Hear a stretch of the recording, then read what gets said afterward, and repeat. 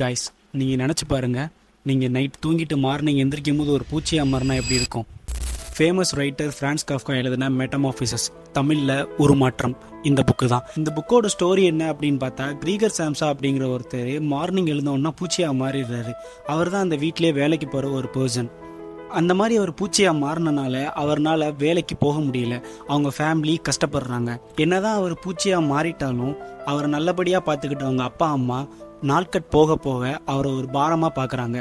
அந்த பூச்சியாக மாறின சாம்சாவை அவங்க அடிக்கிறாங்க, கஷ்டப்படுத்துகிறாங்க. நம்ம நார்மலாக பார்க்கும்போது இந்த ஸ்டோரி ஒரு பூச்சியை பற்றின கதை, ஒரு ஃபேண்டசி ஸ்டோரி அப்படி தான் நமக்கு தோணும். இந்த புக் ஒரு ஃபேண்டசி எலிமெண்ட்டையும் தாண்டி ஒரு மென் இந்த சொசைட்டியில் எவ்வளோலாம் ப்ராப்ளமை ஃபேஸ் பண்ணுறான் அப்படின்னு சொல்லுது.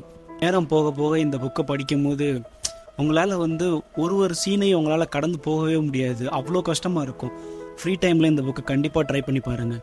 சினிமா அண்ட் புக்ஸ் பற்றின இன்ஃபர்மேஷனுக்கு நம்ம சேனலை மறக்காமல் ஃபாலோ அண்ட் சப்ஸ்கிரைப் பண்ணிக்கோங்க.